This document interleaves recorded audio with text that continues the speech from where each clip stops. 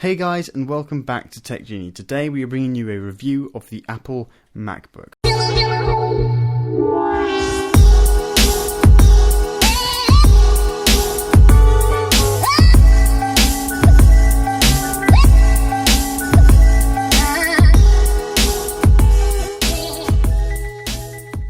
Okay, so the first thing I'm going to talk to you about is the screen and the quality. Now, the first thing you notice when you bring it out of the box is the clarity of the screen. We have a 2304 by 1440 resolution screen, and that's over 3 million pixels in that screen. So this is the Apple 12-inch Retina display, all packed into this tiny paper-thin computer.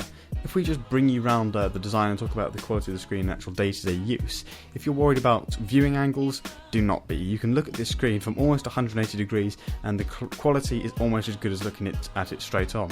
I mean, apart from the fact it looks weird and squiffy and everything because it's all side on, it all looks really good quality. Now, this may not show up on the camera, but when you look at it face to face, it is really good quality. So you have a really good viewing angle, the blacks are really black and the whites are really white, and all around all the colours seem to be very correct. Now, with over 3 million pixels on the screen, obviously text is very, very sharp. So the thing you're going to be using this mainly for is either word processing or surfing the web, and there is no problems there in terms of looking at text when zoomed in. You can't really see the pixels at all. Now, if we move around the computer, we have the USB-C port on the left. Now, this has caused a lot of problems. Now, the reason for this is because there is only one USB-C port, and at the moment you can only plug in a USB-C charger lead and charge, and then once you've charged, you've got to plug in a different thing each time to use, so you can't use anything at the same time.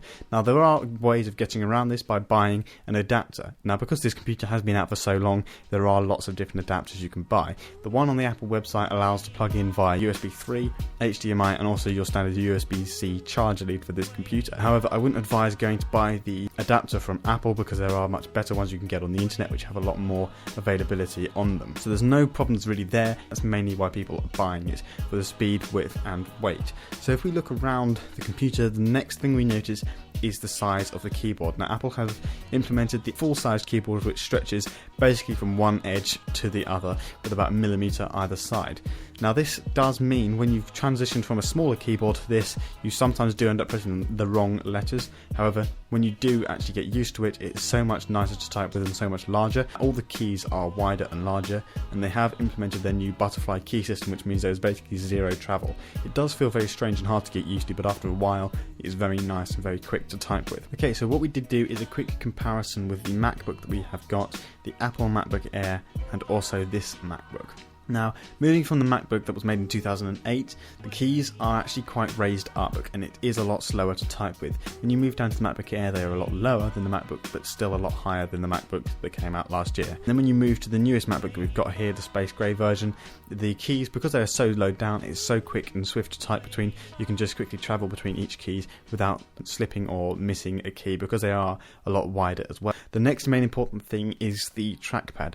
A lot of people have awed over this trackpad because it is just a solid piece of metally glass stuff that doesn't actually move. It doesn't have any movement in it, but Apple have incorporated their haptic feedback type mechanism underneath, where if you click, it makes a vibration which feels like the trackpad is actually clicking without the need for it to move. Now, what this does is basically saves an awful lot of space in the computer so they can make it a lot thinner.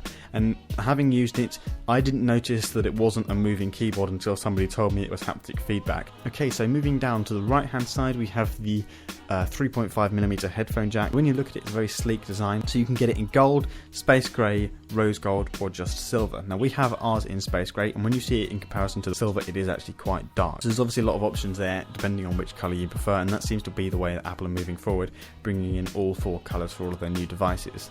Now, the battery in this is a lot more improved to what it was in the older computers. They've managed to make the battery life so you can get through a full 10 hours just constant usage. Now, we have managed to get through a full day of 50% charge on minimum brightness, and that's not doing massively intensive stuff, just either word processing or searching the internet, but it has still got us through a full day.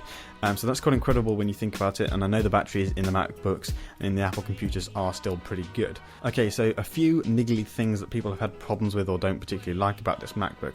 One being the Apple logo logo on the back is the same as it is on the iPads and the iPhone, so you no longer have that light up feature. In a way, it looks kind of smart, but it does bring away from what Apple have kind of had in their other computers, which were quite nice, where you have the light up Apple logo as the screen turns on.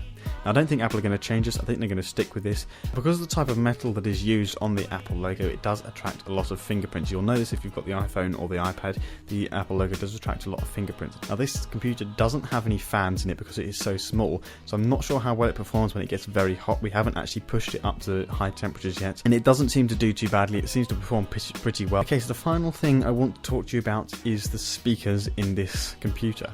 Now, in terms of, I say speakers, it's just one long speaker at the top of the keyboard. These speakers are very good. They get very loud, they can get very quiet, and they also have a very good range. When I first heard them, I was quite impressed at the quality and range. They're quite bassy. Obviously, they're not like amazingly good speakers, but laptop computer speakers, I think they're pretty good and they do pretty well. So that's it, guys. I hope you enjoyed this video. If you did enjoy it, don't forget to leave a like rating. Let's try and get 15 likes in this video. And thank you so much for the support recently. It's been awesome. We will see you in the next video. Live long and prosper.